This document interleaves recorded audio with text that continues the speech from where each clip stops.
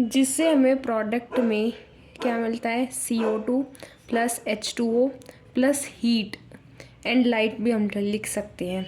ये बेसिकली कोई सिंपल सी, जैसे आप कंबशन से क्या समझते हैं, इसमें ना मीथेन है, मीथेन को ऑक्सीजन की प्रेजेंस में क्या करना, बर्न करना, कंबशन वही तो होता है। फिर ऑक्सीजन किस में कन्वर्ट हो जाता है, CO2 में, कार्बन डाइऑक्साइड बन जाती है, वाटर, हीट एंड लाइट। ये क्या होती है, हमारी कंबशन रिएक्शन है, जो सैचुरेटेड प्लस अनसैचुरेटेड हाइड्रोकार्बन्स दोनों ही करते हैं। नेक्स्ट रिएक्शन की बात करते हैं, वो है हमारी ऑक्सीडेशन। जो ऑक्सीडेशन रिएक्शन है ये सिर्फ और सिर्फ सैचुरेटेड हाइड्रोकार्बन्स ही करते हैं। मैंने ब्रैकेट में लिख दिया है सैचुरेटेड हाइड्रोकार्बन्स, जिसमें हम किसकी बात करते हैं, ओनली एंड ओनली, जैसे एल्कीन्स आ जाते हैं हमारे। इसकी रिएक्शन कैसे होती है, जैसे कि CH3 CH3 CH2OH, ये हमने क्या लिया, क्या ये, अब इसका नाम बता सकते हैं, इथेनॉल है।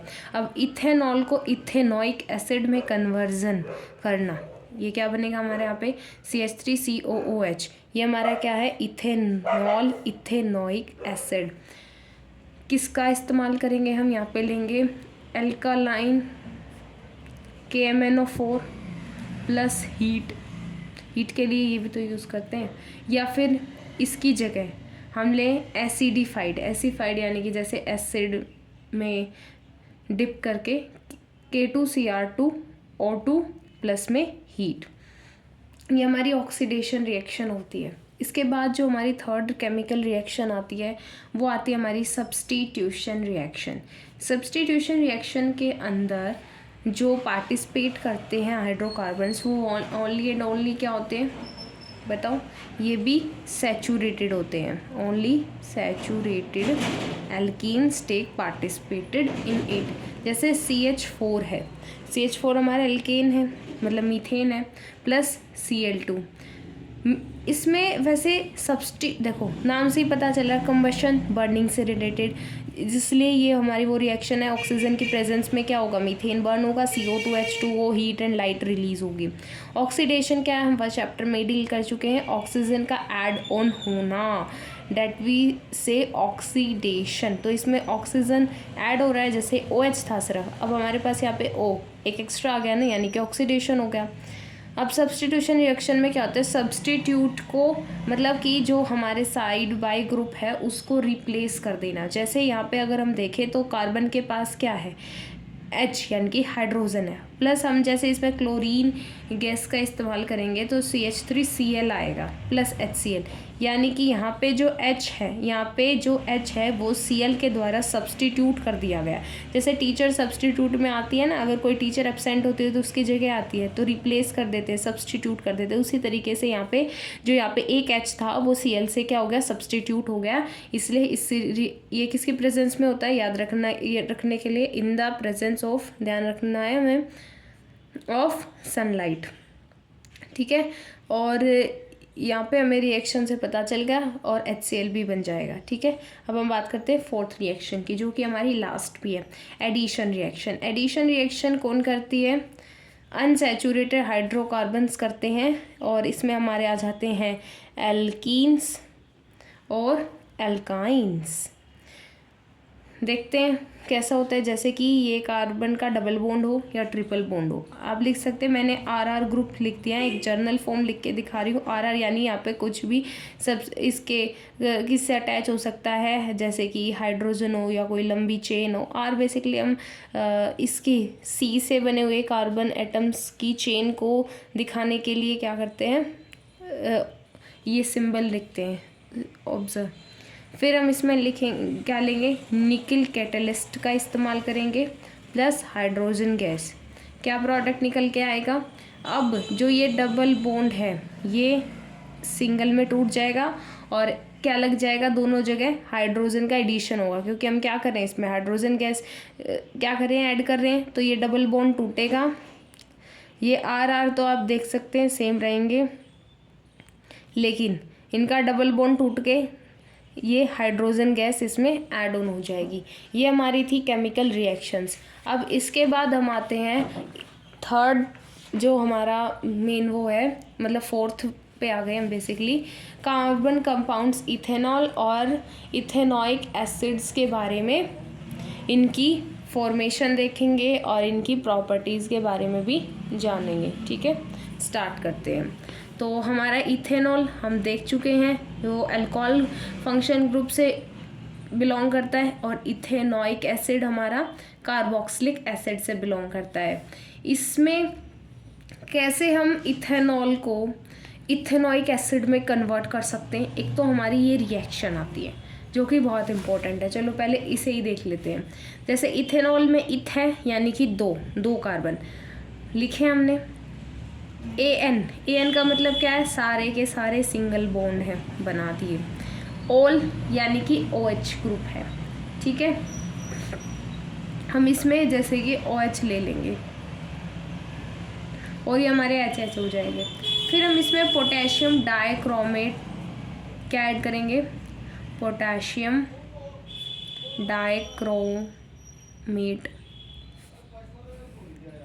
क्योंकि हम इसका क्या कर रहे हैं, ऑक्सीडेशन कर रहे हैं। साथ में हम डालेंगे डाइल्यूट सल्फ्यूरिक एसिड यानी कि H2SO4।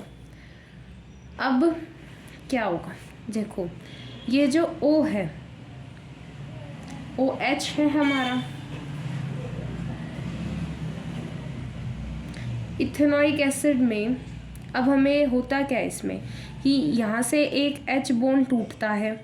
अगर मैं फाइनल स्टेप्स की बात करूँ, बीच में आता है हमारा S, ये बनता है एसीटल एल्डिहाइड, ये हमारा इंटरमीडिएट होता है। फिर से इसका यहाँ पे ना ऑक्सीडेशन हुआ है, मैंने ये लिखा है, इसका मतलब क्या है, यहाँ पे ऑक्सीडेशन हो रहा है। दिख रहा है आपको, अच्छे से देखो, ध्यान चेक करते रहना पड़ता है ना कैमरे पे। तो एसिटाल्डिहाइड हमारा क्या है, जैसे C, 2 कार्बन हो गए। फिर डबल बॉन्ड, जैसे कि हमें यहाँ से H हट जाएगा। H हटना भी क्या कहलाता है हमारा, हम सब जानते हैं क्या कहलाता है, ऑक्सीडेशन, रिमूवल ऑफ H। तो यहाँ पे सिंगल बॉन्ड है, फिर अब डबल बॉन्ड, यहाँ पे R ग्रुप है, यहाँ H।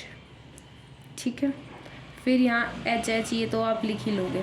फिर इसका अगेन हम ऑक्सीडेशन करेंगे, किसकी प्रेजेंस में, chromium third sulphate, chromium sulphate में। अब हमारा क्या बन के आएगा, इथेनॉइक एसिड। कैसे बनेगा, देखो तीनों H, यहाँ पे 3 H आ जाएंगे, O फिर OH।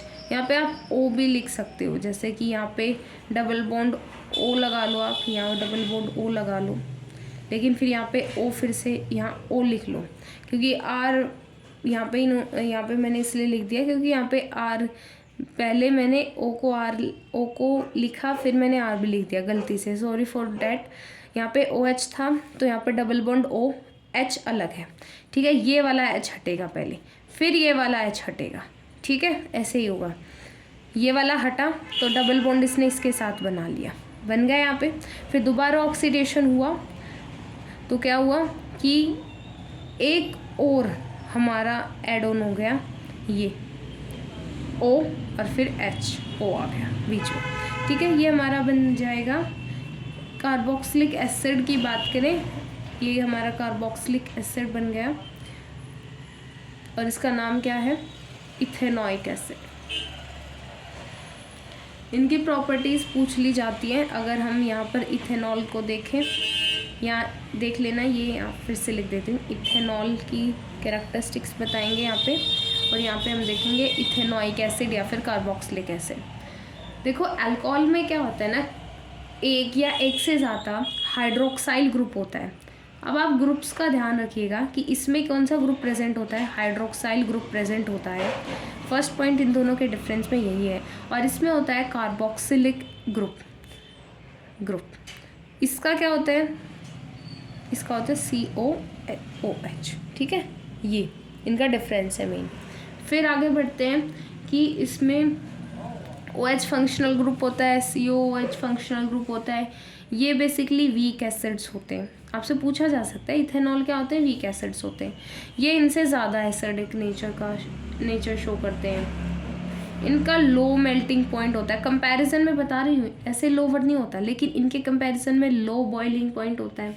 इनका होता है हायर अल्कोहल के कंपैरिजन में बॉइलिंग पॉइंट।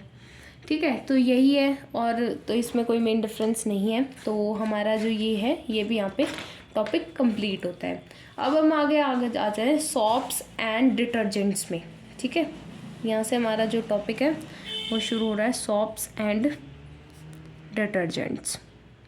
इनमें भी डिफरेंस है, ध्यान रखने लायक बातें हैं, उन सब के बारे में हम बात करेंगे। तो देखो, यहाँ सॉप के बारे में देखेंगे, यहाँ पे डिटर्जेंट्स के बारे में।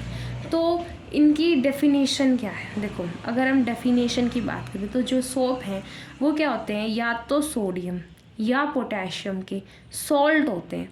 और कौन से होते हैं? कार्बोक्सिलिक एसिड वाले। ठीक है, और ये क्या होते हैं? ये होते हैं सोडियम या पोटेशियम के सॉल्ट, जिनमें क्या होता है, हैविंग सल्फोनेट ग्रुप। इनमें होते हैं हमारे सल्फोनेट ग्रुप प्रेजेंट होता है। देखेंगे, पेशेंस रखना, ग्रुप भी बताया जाएगा आपको। जैसे कि COO, ये होता है Na। ठीक है, और ये कौन सा ग्रुप होता है? SO3Na। Na की जगह K भी आ सकता है, वो हम पहले ही देख चुके हैं। फिर जो सोप्स होते हैं वो होते हैं नेचुरल, जो नेचर में मिलते हैं। लेकिन जो डिटर्जेंट्स हैं वो होते हैं सिंथेटिक, या फिर आप बात कर सकते हैं मैन मेड की। ये होते हैं बायोडिग्रेडेबल। ठीक है, जो सोप्स हैं वो होते हैं बायोडिग्रेडेबल, लेकिन ये ज़रूरी नहीं, नॉट ऑल आर बायोडिग्रेडेबल, क्योंकि जो बेसिकली ह्यूमन मेड होती है ना चीज़ें, उनमें दिक्कत आती है। वो सारी नॉन बायोडिग्रेडेबल भी हो सकती हैं, बायोडिग्रेडेबल भी हो सकती हैं, ज़्यादा कुछ नहीं। ये वूल के साथ, अगर जैसे वूल है, ऊन है, तो उनमें आप सोप यूज़ करेंगे या डिटर्जेंट्स, तो ये ज़्यादा अच्छे नहीं रहते। वूल के लिए नॉट गुड है, लेकिन ये गुड है। ठीक है, फिर ये प्रेसिपिटेट हो जाते हैं वाटर में। जब हम वाटर से प्रेसिपिटेट करते हैं, प्रेसिपिटेट हमने फर्स्ट चैप्टर में देखा था, वो इनसोल्यूबल पार्ट बन जाता है रिएक्शन में। तो ये प्रेसिपिटेट करते हैं वाटर में, ये नहीं करते। बस नो लिखते हैं, आप समझ जाना, क्योंकि मैंने क्या किया, पॉइंट वाइज लिखा है, एक दूसरे के अपोजिट, वही सेम पॉइंट है, ऊपर नीचे नहीं है। फिर डिसोल्यूशन टाइम, सोप को पानी में घुलने में ज़्यादा टाइम लगता है, more time to dissolve in water.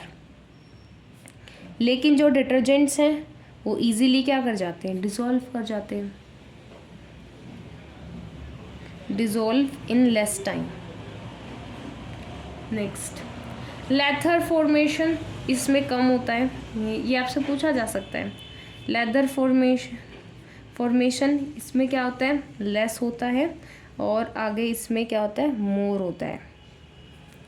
फिर इसके यूजेस, जैसे हाथ धोने के लिए होते हैं, यूज़ लिख दो, यूजेस, हैंड वॉश के लिए, बॉडी के लिए, और यूटेंशिल्स के लिए।